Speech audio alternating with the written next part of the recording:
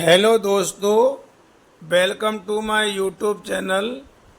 दोस्तों, आज मैं आपको इस वीडियो के माध्यम से RSCIT बुक के lesson number 4 introduction of internet अर्थात इंटरनेट का परिचय लेसन के अंतर्गत इंटरनेट कनेक्टिविटी के बारे में बताने जा रहा हूँ।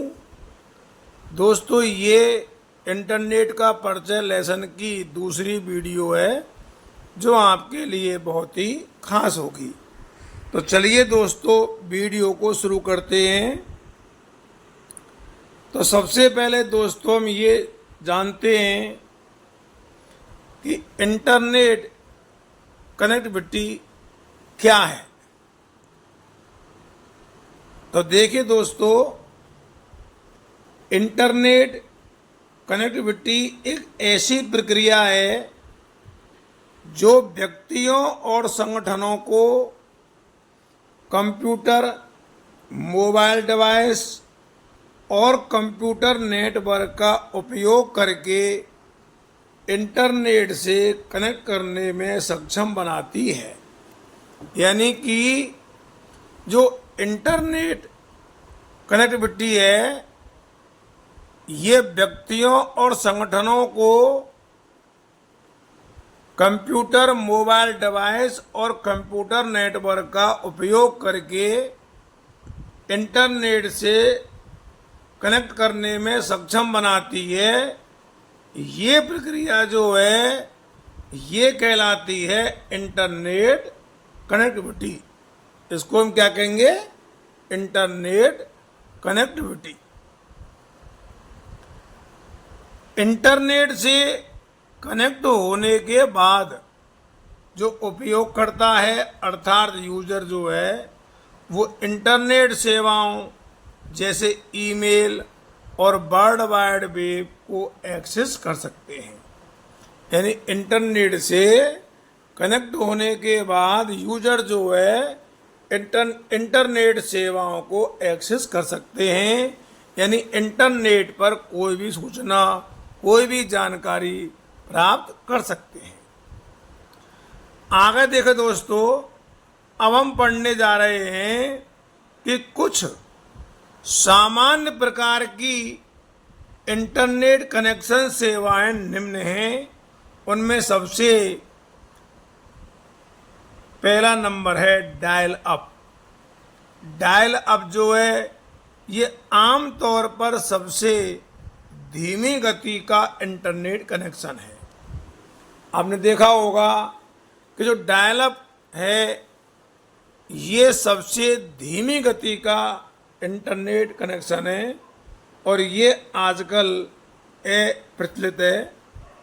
एक फ़ोन कॉल की तरह एक डायल अप मॉडेम एक नंबर डायल करके इंटरनेट से जुड़ जाता है। जिस तरह आपने देखा होगा कि फ़ोन कॉल के लिए हम जो नंबर डायल करते हैं, उसी तरह से डायल अप मॉडेम जो है एक नंबर डायल करके इंटरनेट से जुड़ जाता है। और जब आप वेब सर्फिंग ख़त्म कर चुके होंगे, अर्थात जब तक आपकी वेब सर्फिंग ख़त्म होती है, तब तक यह डिस्कनेक्ट भी हो जाता है। इसलिए क्या है, ये आजकल अप्रचलित है। यहाँ मैं आपके लिए भी ये बताऊंगा कि ये वेब सर्फिंग जो है, ये क्या है। एक शब्द आया है इसमें वेब सर्फिंग का। तो देखिए दोस्तों, वेब सर्फिंग का मतलब क्या है कि बिना किसी खास मकसद के इंटरनेट पर जानकारी सर्च करना। वेब सर्फिंग का मतलब है बिना किसी खास मकसद के अपन इंटरनेट पर जानकारी सर्च करना, वो कहलाती है वेब सर्फिंग। हमारा कोई मकसद नहीं है और वो मकसद भी खास नहीं है, और हम इंटरनेट पर कोई भी जानकारी सर्च करें तो वो क्या कहलाती है? वो कहलाती है वेब सर्फिंग। और वेबसाइटों पर जाना यह वर्ल्ड वाइड वेब पर जानकारी देखने का एक तरीका है। ब्राउज करते समय यूजर अपनी रुचि के मुताबिक पेज चुनता है। देखिए, जब कोई भी यूजर है, जब वो इंटरनेट को ब्राउज करता है तो आप सभी जानते हैं कि वो अपनी रुचि के हिसाब से ही पेज को चुनता है। वो किसी के भी बारे में जानकारी प्राप्त कर सकता है और वर्ल्ड वाइड वेब पर सर्फिंग एक वेबसाइट से दूसरी वेबसाइट पर बिना किसी उद्देश्य के जाने की क्रिया है। सर्फिंग क्या है? एक वेबसाइट से दूसरी वेबसाइट पर बिना किसी उद्देश्य की जाने की क्रिया। यह वर्ल्ड वाइड वेब पर जानकारी देखने की क्रिया है। यानी कि अगर हम शॉर्ट में कहें तो जो वेब सर्फिंग है, ये है वर्ल्ड वाइड वेब पर जानकारी देखने की क्रिया। हम जो भी वर्ल्ड वाइड वेब पर जानकारी देखते हैं, इंटरनेट पर जो कुछ सर्च करते हैं, जो कुछ देखते हैं, वो सब वेब सर्फिंग है। ब्राउज करते समय उपयोगकर्ता आमतौर पर उस समय अपनी रुचि के आधार पर चुनता है कि उसे कौन से पेज देखने हैं। देखिए, ब्राउज करते समय जो यूज़र होता है वो अपनी रुचि के आधार पर ही ये तय करता है कि उसको कौन से पेज देखने हैं, कौन से नहीं देखने हैं, चाहे उसका उद्देश्य हो या मत हो, तो वो कहलाती है वेब सर्फिंग। तो समझ गए होंगे दोस्तों आप कि वेब सर्फिंग क्या है। अब हम आगे बढ़ते हैं। नंबर 2 वो है ब्रॉडबैंड। इसको आप खूब जानते होंगे क्योंकि आपने कई विद्यार्थियों ने अपने शॉप पर या अपने घर पर ये ब्रॉडबैंड कनेक्शन जो है इंटरनेट का अवश्य लगाया होगा। तो यह हाई स्पीड इंटरनेट कनेक्शन आमतौर पर टेलीफोन कंपनियों द्वारा प्रदान किया जाता है। यानी ये हाई स्पीड जो है इंटरनेट कनेक्शन है जो टेलीफोन कंपनियों द्वारा प्रदान किया जाता है, जो आईएसपी के रूप में भी कार्य कर सकते हैं। आईएसपी यानी इंटरनेट सर्विस प्रोवाइडर। उपलब्ध सबसे तेज विकल्पों में से एक ब्रॉडबैंड इंटरनेट जो है बड़ी मात्रा में सूचना भेजने के लिए कई डेटा चैनल का उपयोग करता है।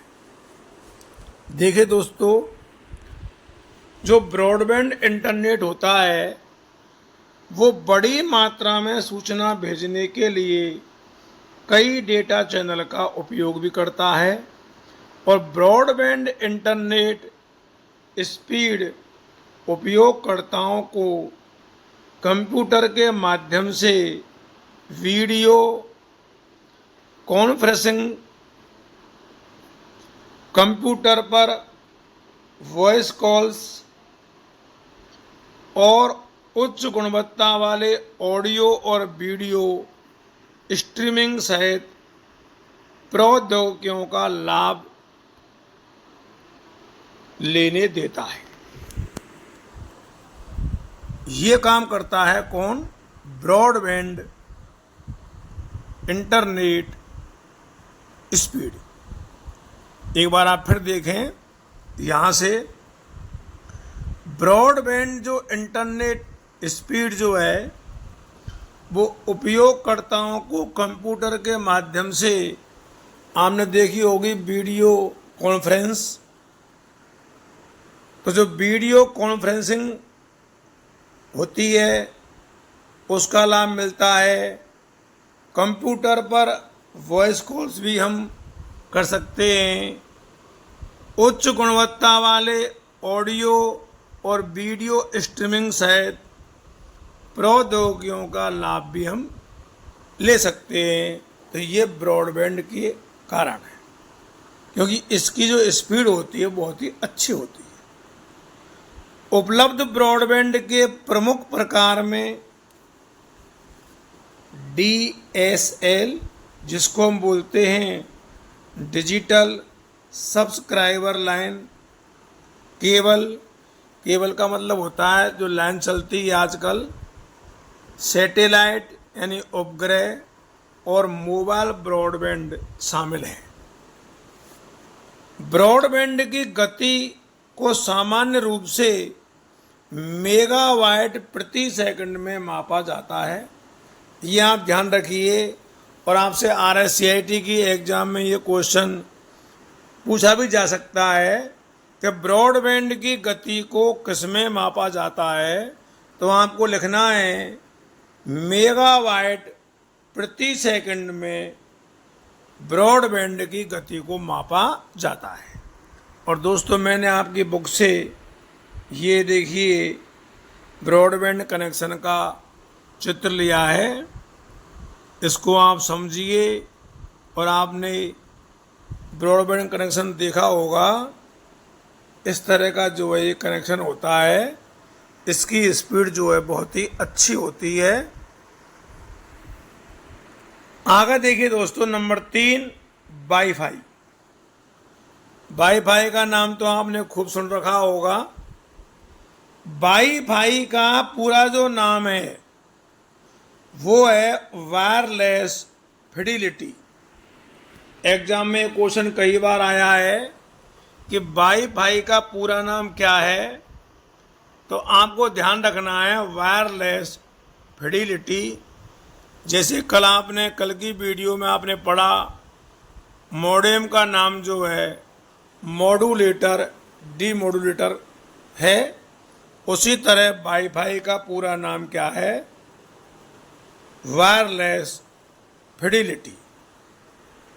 तो वाईफाई जो है WLAN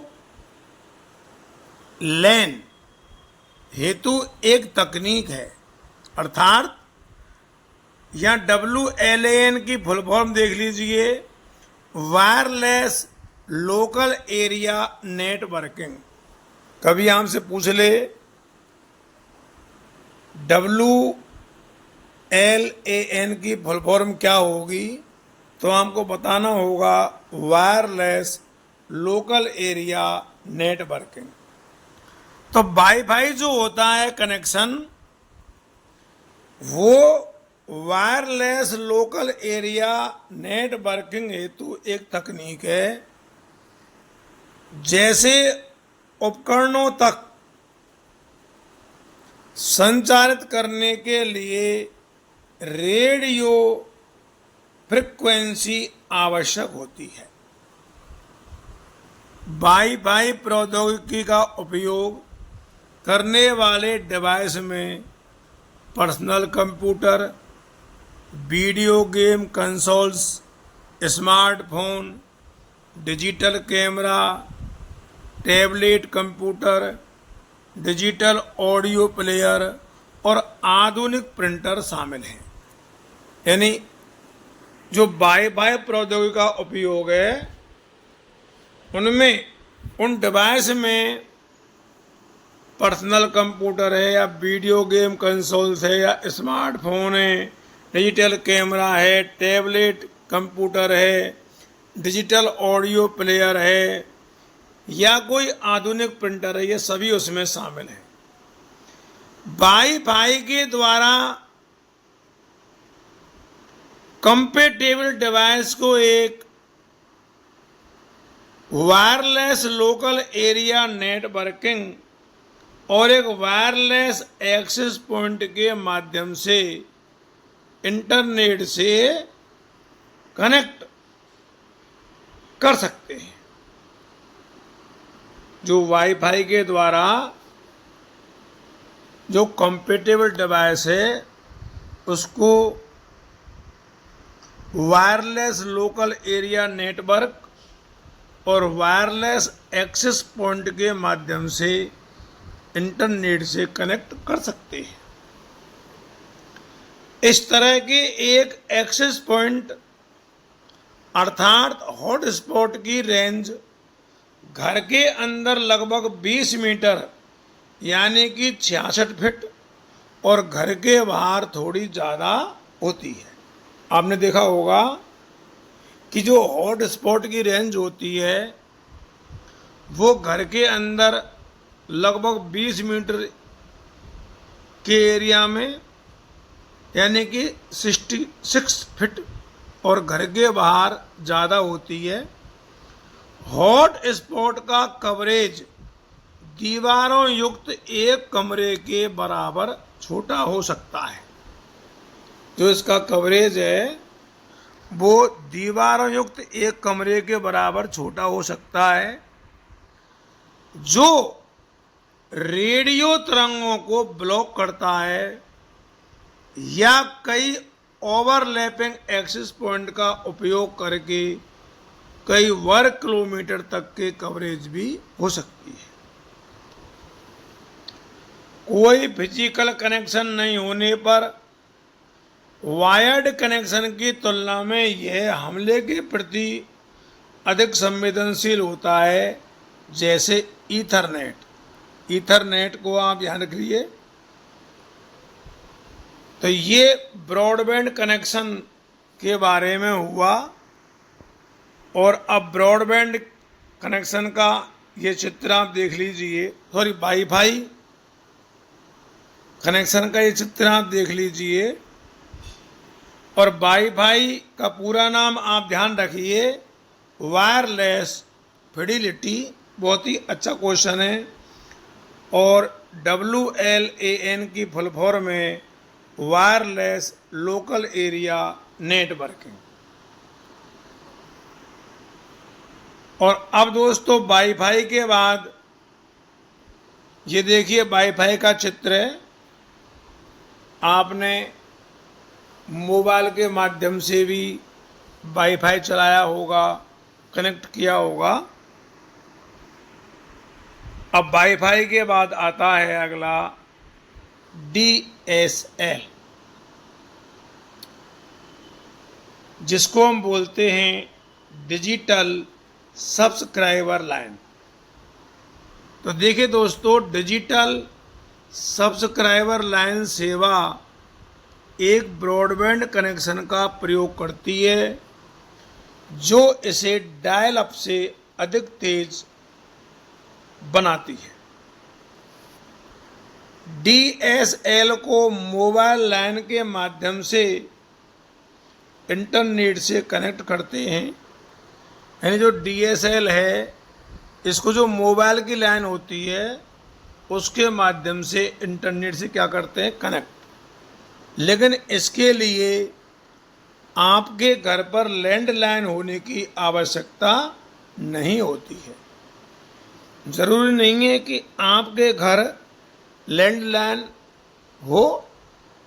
डायल अप के विपरीत यह एक बार सेटअप होने के बाद हमेशा कनेक्ट रहता है। आपने देखा होगा कि ये जो सेवा है डिजिटल सब्सक्राइबर लाइन, ये एक बार सेटअप हो जाए तो ये हमेशा क्या रहता है, कनेक्ट। और आपके साथ यानी आप इसके साथ फोन लाइन भी इस्तेमाल कर सकते हैं। यानी हम DSL जो कनेक्शन है इसके साथ हम फोन लाइन का भी इस्तेमाल कर सकते हैं। देखिए दोस्तों, ये DSL का मैंने चित्र लिया है आपको समझाने के लिए। यहाँ पर देखिए, ये केबल आपने सबने देख रखी होगी और ये DSL है। अब आगे देखिए